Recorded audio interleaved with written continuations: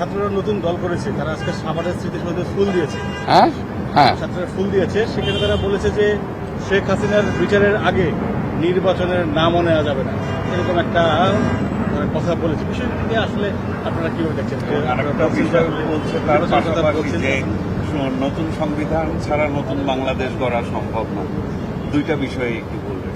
ভালো কথা বলছো তো, এটা জনগণ যেটা চায়, জনগণের ম্যান্ডেট নিয়ে করুক না, অসুবিধা কি? ভালো কথা বলছে। আমরা তো একটা সিস্টেমের বাইরে তো যাওয়া যাবে না। আর আমরা তো এটা কার কাছে তার দাবি করতেছে?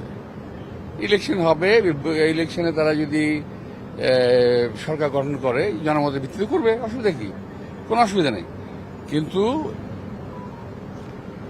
এখন যেটা হচ্ছে, সবচেয়ে যেটা আমি ভয় পাচ্ছি, ফ্যাসিস্ট তাড়াতে গিয়ে নিজেরাই ফ্যাসিস্ট না হয়ে যায়।